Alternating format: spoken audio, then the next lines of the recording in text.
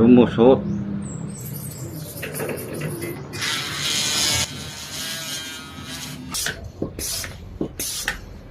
O, yan na. Tumaas na.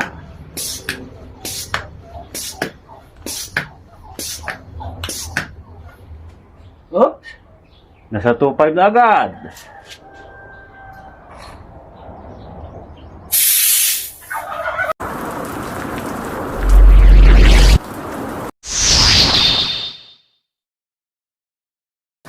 Hello mga idol, panibagong video. Bali gagawa tayo ng mga idol, yung heavy duty na sa may piston, para hindi laging nalalagutan ng o-ring. Ganito yung gagawin natin sa may piston ng pump. Piston ng pump. Tapos yung sa may quick fill,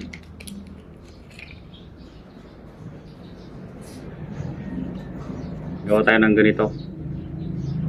Kasi laging buibigay yung o-ring nito eh. Yung o-ring.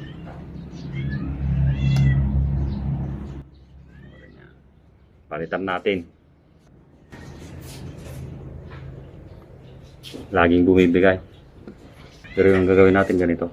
Ganito rin yung ibang kwan kasi ng valve ng piston natin, ganito. Ito yung gagawin natin mga idol.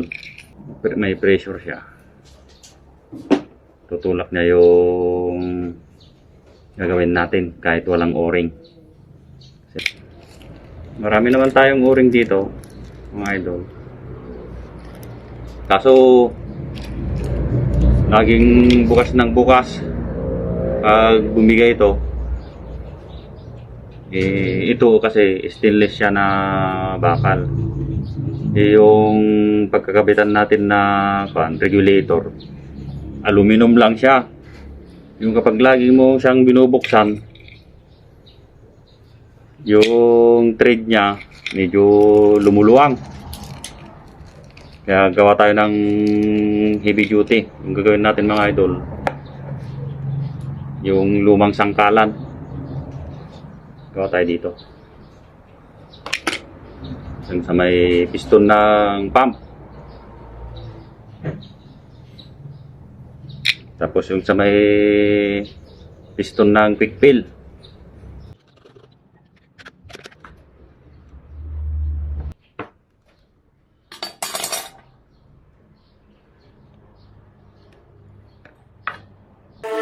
Malang mga idol, walang grinder.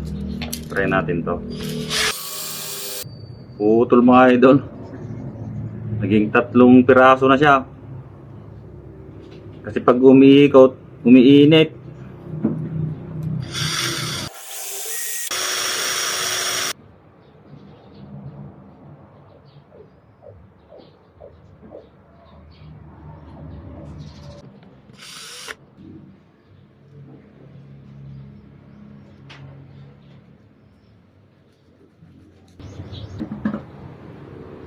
Hirap pabilugin, ang liit.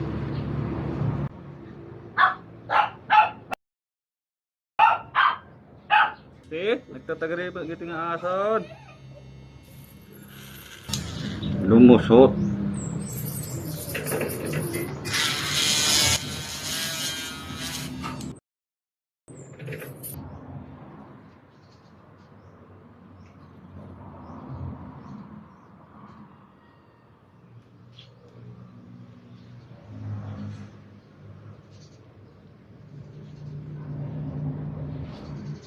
Yan mga idol, yung magsisilbing o-ring nya.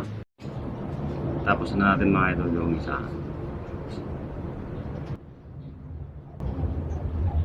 Sunod na natin yung ganito.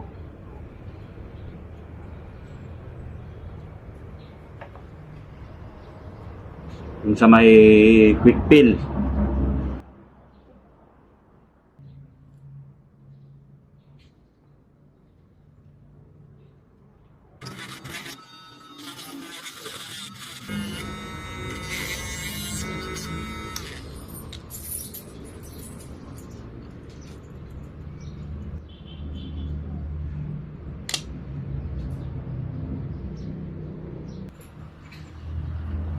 Wala nang o-ring yan mga idol.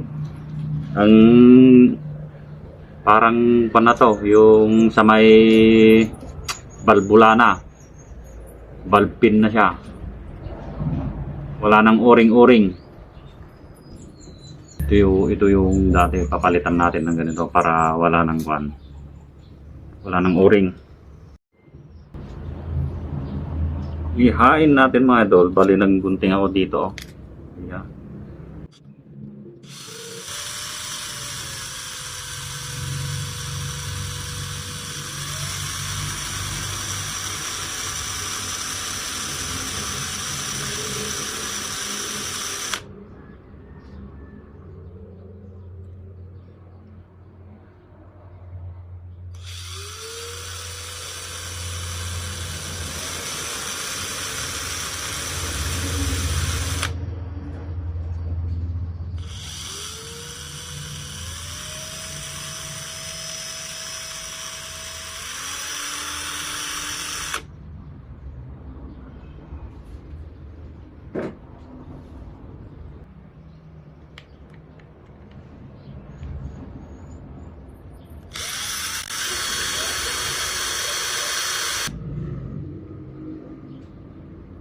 Mainit na.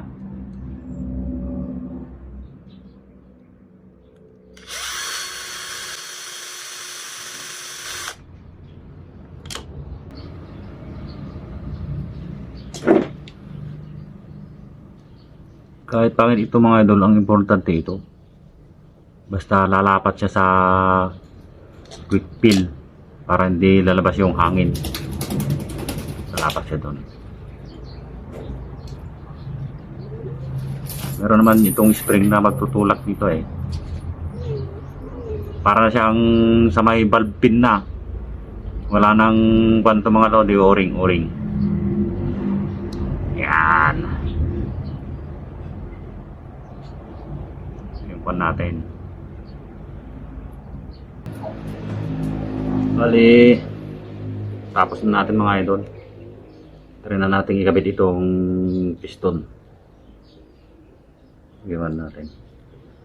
Tapos ito sa ako na lang to. Pag bumigay yung quick fill o-ring. Kasi gumagana pa naman. Marami pa tayong o-ring dito sa quick fill. Tapos yung sa may piston ng quick fill oh. Pero hirap magbaklas ng baklas pag kwan. Bumibigay yung o-ring kaya gumawa na lang ako ng kwan. Asital. Para hindi na bili ng o-ring o hanap ng hanap. Lalo na dun sa piston ng pump. Try natin kapit to mga idol.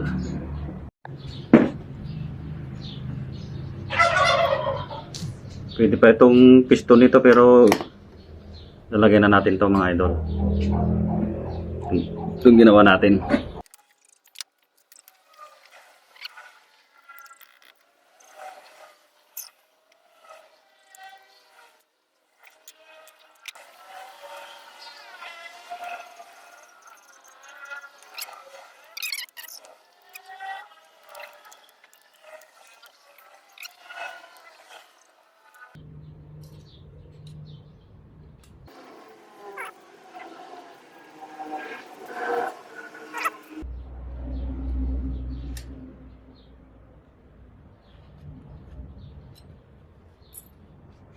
Bakit natin to?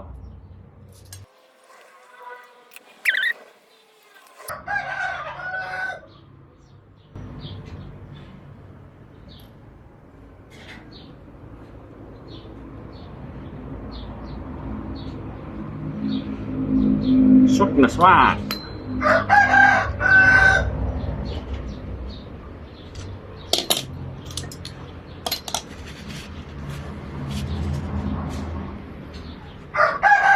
Pag gumana ito mga idol, talagang pagmatagalan.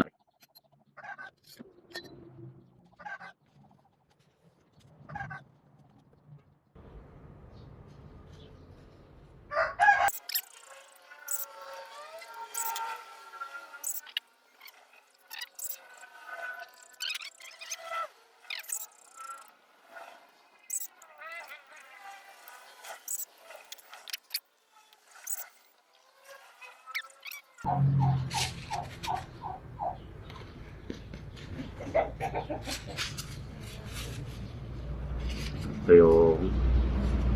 yung dati. Bago pa mga to idol. Pero papalitan natin ng pangmatagalan.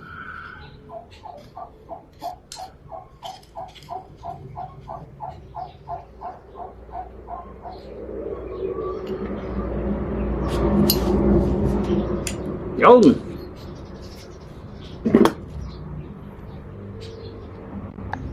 Oh, ito na mga idol ha.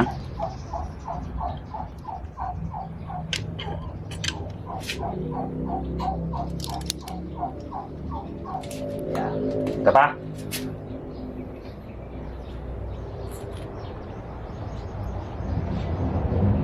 Lagyan ko ng para testing natin.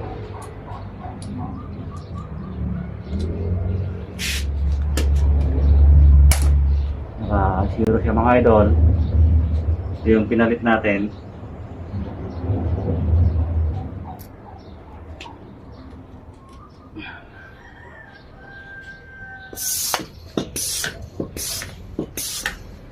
Oh, yan na. Tumaas na.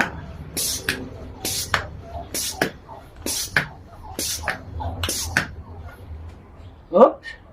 Nasa 2.5 na agad.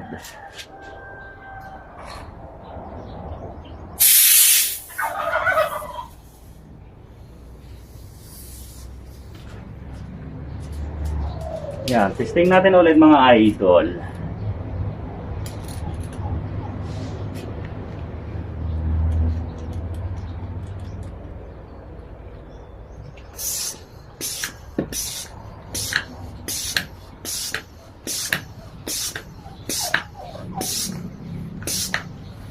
Oh, effective, di ba? Ayos. Ayos. Ang piston nagawa sa sangkalan.